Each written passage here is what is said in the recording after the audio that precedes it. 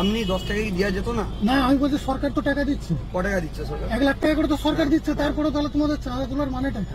1 লাখ টাকা এত মানুষকে পরেশান করছেন তাহলে কিসের জন্য? না বলছি 1 লাখ টাকা পুজো হয়ে যায়? 1 লাখ টাকা পুজো হয়ে যায়? সেইটা সরকারকে বলুন যে 1 লাখ টাকা আবার পুজো ওরা হবে। সরকারকে বলুন।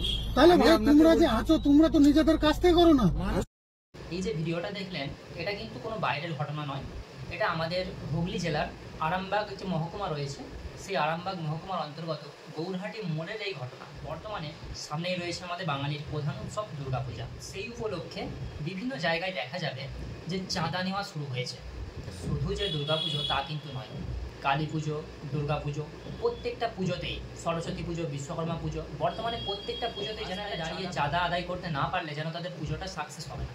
রাজ্যের যে হাই রোড থেকে শুরু করে মেন রোড পর্যন্ত সমস্ত জায়গাতে, এমনকি পাড়ার অলিতে গলিতেও চাঁদা নেওয়ার একটা ব্যাপক প্রবণতা বেড়েই চলেছে। কিন্তু বর্তমানে এই দুর্গাপুজোর জন্য 1,10,000 টাকা অনুদান দিয়ে থাকে। এর আগে হয়তো এইসব অনুদান ছিল না এতটা। বেশিরভাগ মানুষই গ্রাম থেকে চাঁদা তুলেই সেই পুজোটা তারা করতো। যেমন একটা গ্রামে যদি 100টা ঘর হয়, সেই গ্রামে হয়তো 1000 টাকা করে চাঁদা তুললে 1 লক্ষ টাকা উঠে যাবে। কিন্তু বর্তমানে এই যে দিনের পর দিন চাঁদা নেওয়ার যে একটা ব্যাপক প্রবণতা বেড়েই চলেছে, এইভাবে মানুষকে রাস্তায় দাঁড় করিয়ে এইভাবে দেখুন জোর করে চাঁদা আদায় করেছে।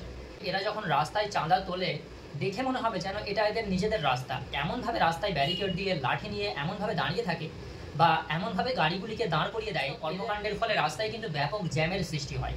এইগুলো কিন্তু তাদের কাছে কোনো রকম প্রভাব ফেলে না।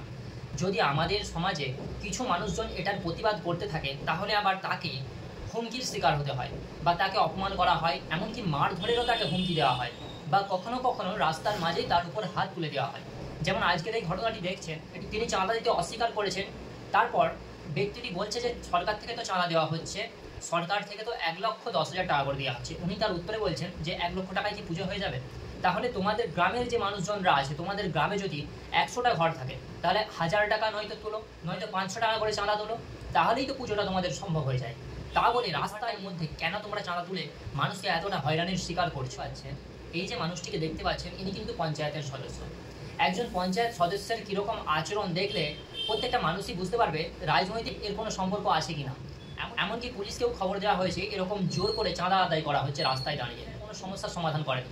শুধু এটা গৌরহাটি অঞ্চল নয়, আমরা দেখেছি বিভিন্ন জায়গাতেই, যদি পশ্চিমবঙ্গের দার্জিলিং থেকে একদম কলকাতা পর্যন্ত যাওয়া হয়, এইরকমভাবে চাঁদা তোলার যে প্রসেসটা রয়েছে প্রত্যেকটা জায়গাতেই আপনাকে হয়রানির শিকার হতেই হবে। জন্য সরকার কেন এখনো কোনো ব্যবস্থা নিচ্ছে না বা এখনো কেন এইরকম চাঁদাবাজিটা বন্ধ করছে? সমাজ সচেতনমূলক ব্যক্তি থেকে থাকেন তাহলে অবশ্যই ভিডিওটা শেয়ার করবেন প্রচুর পরিমাণে, যাতে এইরকম একটা কুকর্মকে আমরা বন্ধ করতে পারি আমাদের এই পশ্চিমবঙ্গ থেকে।